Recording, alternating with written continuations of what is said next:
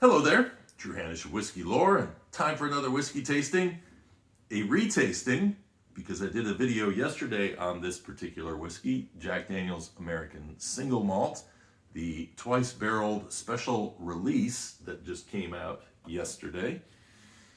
And I did a package opening, and normally I prep ahead of time and do a nosing and tasting to kind of get myself focused on the whiskey rather than focused on the screen.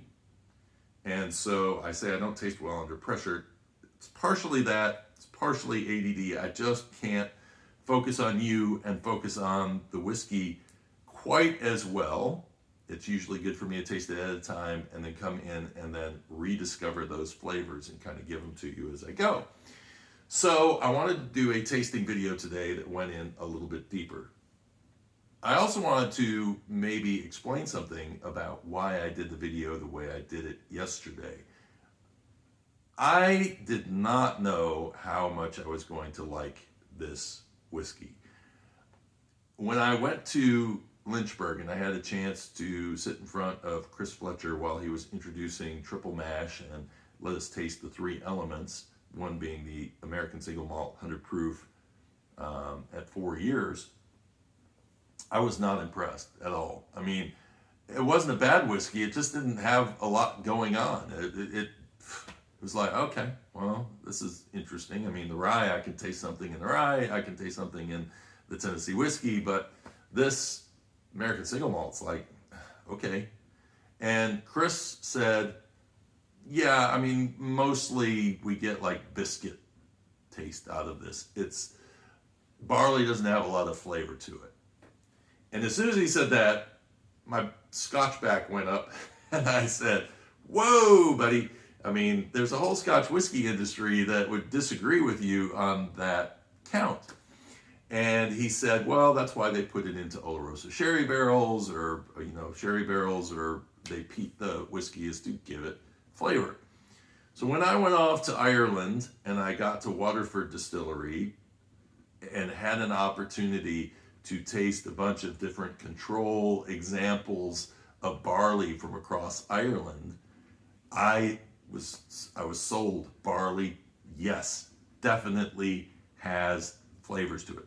So you see where this is all building up to. Yesterday, bottle comes in the mail. I am doing a tasting without having experienced it yet. Haven't smelled it, haven't. When you saw me take the cap off, that's the first time that cap came off. And so I spent the first part of the video preparing you on how column still whiskey is different from what is going on over in Scotland, and how high the proof has to be to go into the barrel, all that sort of stuff. Mainly to give you some background before I went to the disappointment, where I was going to put this in my nose and go, okay, it's an American whiskey, it's trying, they're getting there, because I went from my original experience with the biscuity smelling and tasting American Single Malt. And this is where I have to give Chris total props, in that he was right. It is something that if you take it's like I say with Jameson. If you take Jameson, you can add a little drop of something else to it and it kind of conforms to whatever that is. This American Single Malt was a really nice base that was needing a cask.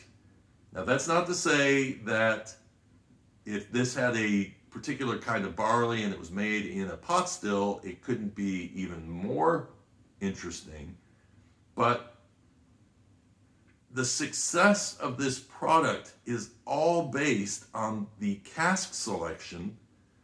What barrel did they use for this? If they'd have found an old, tired out Oloroso sherry barrel that had been used multiple times, then I would have gotten probably more of what I expected out of this, which would be kind of hints of Oloroso in there, but just this kind of biscuity blah whiskey.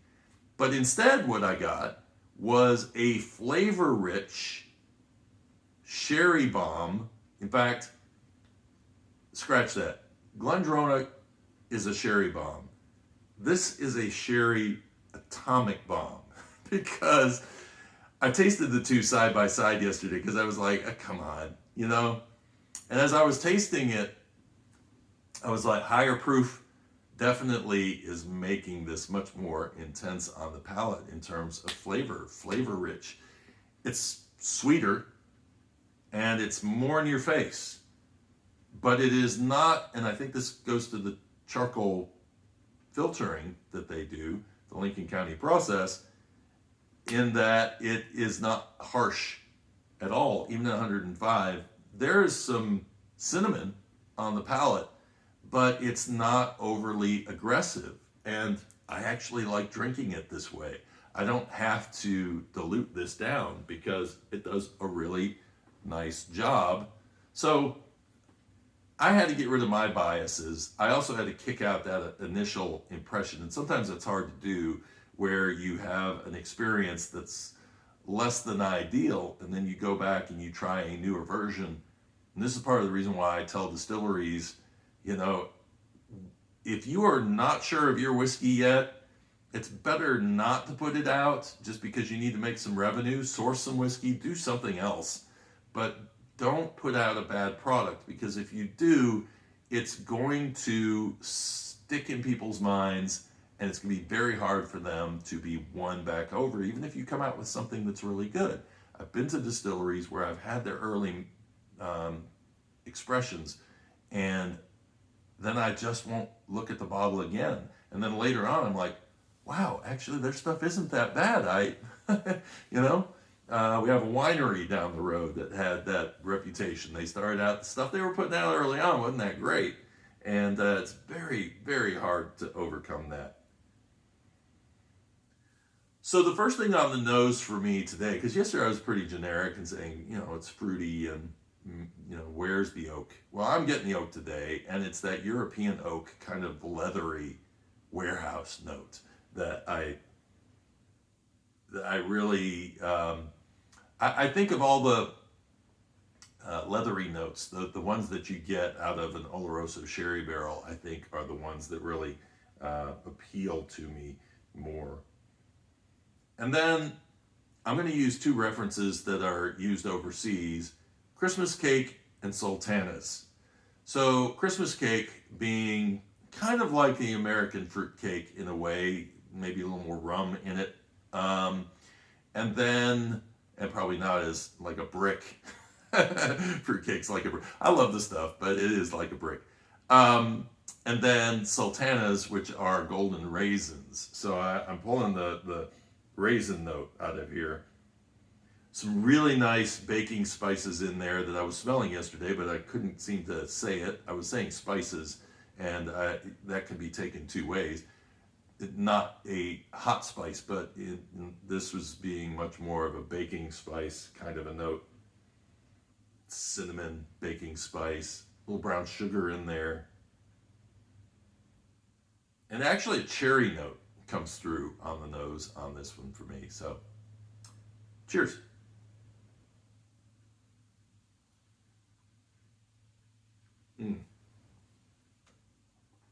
So the palate was where I was tasting this last night, and going, you know what, at first I thought when I was tasting it, $70, I don't know if I would spend that much on a bottle of this. This morning when I got up, and then I got to 9 o'clock and I knew my local liquor store was open, I called them up and said, do you have that Jack Daniel's American Single Malt? The what? So you may catch some people off guard if you go ask for this at your store, because I don't know if they know it exists yet. But I was really impressed by it. Finish, you get the raisins and fig that you expect out of Oloroso sherry. You get a nice cocoa note that comes in through there as well. The oak is there. I get a little grain note that pops in as well. The leather is on the palate at the beginning, kind of dissipates, but there is that, I mean, the barrels they are using here are top-notch barrels. And like I say, if those barrels weren't good, this whiskey wouldn't be good, because the flavor is truly, to me, coming from that sherry barrel. The question being, who is this bottle for? Is this bottle for the Scotch drinker, or is it for the Jack Daniel's drinker? Well, I think it actually probably falls somewhere in between. Here's the thing. If you are a Jack Daniel's drinker and you buy a bottle of this and you walk out going, wow, you know, that was bizarre, but I kind of liked it, then I hate to tell you, my friend, especially if you're a Scotch whiskey denier, you will like Scotch, because look for Speyside Scotches, because this is the personality that you're pulling out, especially Glendronach, which is a part of Brown-Forman as well. Or if you are a Scotch drinker, you're going to have to get past some biases. You're going to have to ignore the Jack Daniel's label. You're going to have to ignore the idea of sugar maple charcoal, which I'm going to tell you, you should, because if you accept caramel coloring in your whiskey, which Scotch can have caramel coloring in it, you can accept it running through sugar maple charcoal. That's all I'm going to say. And to me, all that sugar maple charcoal is doing is not adding a sweetness to this whiskey. It is just actually taking some of the bite out of it that it may have. And it's the reason you can drink it at 105.7 proof. And it's not like, oh, you know, it's not burning your tongue, that sort of thing. So, so I think this is the whiskey for the person who is like, I love what Jack Daniel's is doing in terms of experimentation.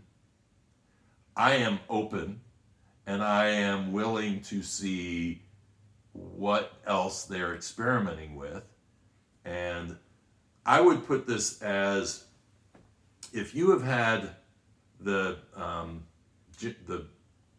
Beam Suntory Legent and you liked it, that to me is kind of a step in this direction, because that, using some of the Japanese blending technique along with a bourbon, it's kind of a step in this direction. But Jack Daniel's is going all in on this. And so really, really interesting whiskey. Hope you guys enjoyed this video.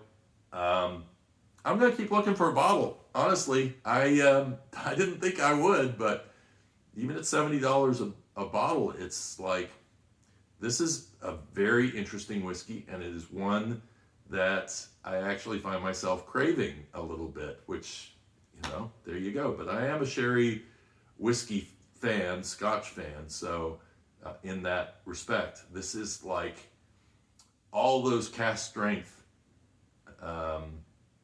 Speyside whiskeys that I can't really get my hands on, besides Abelauer's Bunda, which is almost a little too cinnamon for me.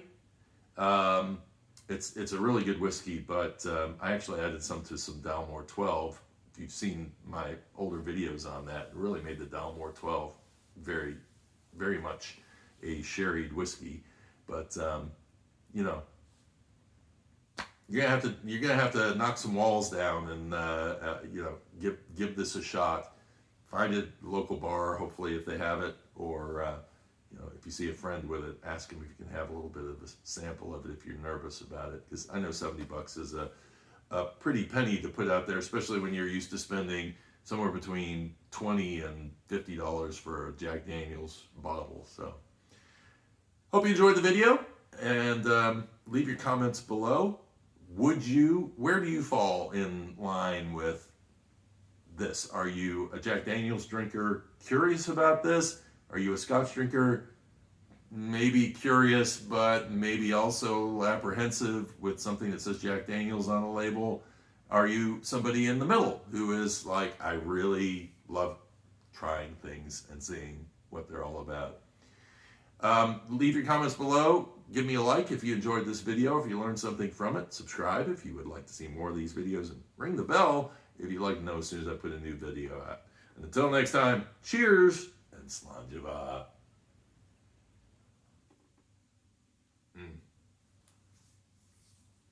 Cola note on that too, that cherry and oak. Yeah. Ooh, nice. Nice.